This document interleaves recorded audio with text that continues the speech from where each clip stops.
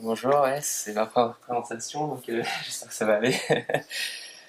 Donc aujourd'hui, je vais vous parler de... C'est mieux si ça fonctionne. Donc de Nest.js. Nest.js, qu'est-ce que c'est? C'est un framework JS backend, donc un peu comme Express, on va dire, sauf qu'il a des petites particularités. En fait, c'est beaucoup inspiré de ce qui s'est fait sur Angular, avec le système d'injection de dépendance, ce genre de choses. C'est basé sur TypeScript. Et ça permet de simplifier pas mal le développement d'une petite API REST par exemple. Donc c'est un framework qui est plutôt nouveau, je crois que ça a à peu près un an, mais ça a déjà dépassé les 10 000 stars sur GitHub, donc ça monte quand même pas mal. Il y a beaucoup de gens qui essayent et qui s'y prennent, donc je voulais vous présenter ça. Donc c'est encore un framework JS, je sais, donc il y en a déjà pas mal, il y a Koa, il y a API, il y a Express. Donc, comme je disais, celui-là, il a pas mal de petites particularités, donc notamment un système d'injection de dépendance. Il utilise du TypeScript, donc un typage statique. Donc, ça apporte pas mal de choses. Sinon, ça fait quoi? Ça permet d'utiliser tout ce qui est décorateur. Donc là, c'est un exemple que j'aurais fait de contrôleur avec un express. Donc, truc assez simple, hein, je mappe une route sur une méthode d'une classe. Avec Nest, donc on voit, on utilise les décorateurs. En fait, un contrôleur, ça va être lié à plus ou moins une ressource REST.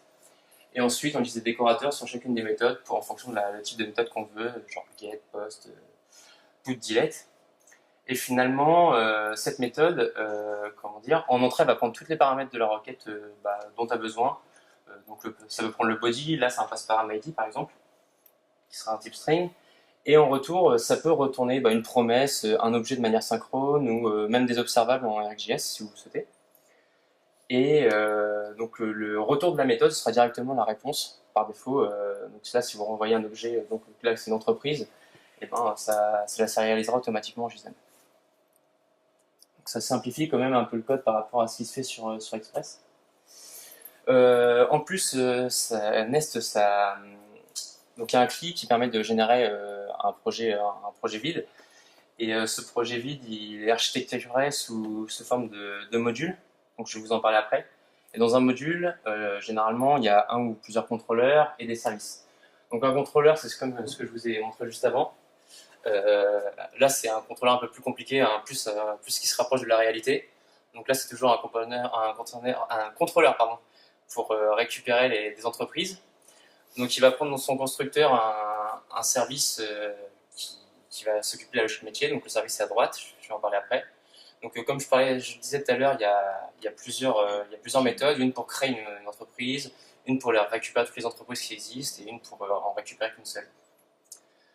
Donc comme je disais, les appels sont... La logique métier est faite au niveau du service. On appelle le service dans le contrôleur. Et c'est vraiment au niveau du service, donc, comme je disais, il y a la logique métier, et là c'est des pauvres requêtes il fait avec un mongoose. Et donc après, en fait, là le service il est décoré avec injectable. Ça va permettre au framework d'injection de dépendance de l'injecter tout seul au niveau du contrôleur. Donc on n'aura pas besoin de l'instancier manuellement. Et ça, c'est assez sympa. Donc, comme je parlais tout à l'heure, c'est fait sous forme de module. Donc un module, c'est quoi sous Nest? C'est une pauvre classe qu'on annote qu'on décore avec la notation module. Dedans, on va importer ce qu'on a besoin d'autres modules. Par exemple, là, tout à l'heure, j'avais besoin d'un mongoose. Donc je vais importer mon module mongoose qui va me permettre directement d'avoir accès à une connexion mongoose initialisée, etc. On va, euh, on va mettre nos contrôleurs qu'on a déclarés qui correspondent à différentes ressources REST. Et en provider, ça va être tout ce qu'on a besoin d'injecter dans notre module. Donc là, j'avais besoin que d'un service, donc j'ai mis qu'un service, mais on pourrait en mettre plusieurs services. Donc ça peut être soit des classes dans les providers, soit il y a un système de providers qu'on déclare pour charger des classes, des instances de manière asynchrone, ce genre de choses, ce qui se fait sur un framework d'injection de dépenses classique, quoi. Et on exporte si jamais on a besoin d'exporter certaines ressources en dehors du module pour les rendre disponibles à d'autres modules. Comme par exemple Mongoose module qui va m'exporter une classe de type Mongoose Connection que je vais pouvoir utiliser ici vu que j'importe. Là, je suis retourné sur ce que j'ai fait tout à l'heure. Et donc voilà, comme je disais, le service, c'est exactement la même que tout à l'heure. Le service, en fait, il va être injecté directement grâce à ce qu'on a défini au niveau du module. Alors le découpage, un des problèmes que je trouve qu'il y a avec Express, c'est que tout est basé sur des middleware. Donc c'est un framework, Express, c'est vraiment un framework orienté middleware. Le problème de tout ça, c'est que les middleware, c'est un middleware qui va permettre de gérer chaque action. Il va y en avoir un pour l'authentification, un pour le login, un pour la validation, et on va chaîner tout ça. Et des fois, le problème, c'est qu'on ne sait plus trop à quel niveau est la logique, dans quel middleware on fait telle chose, alors que Nest propose une définition, quelque chose de bien différent.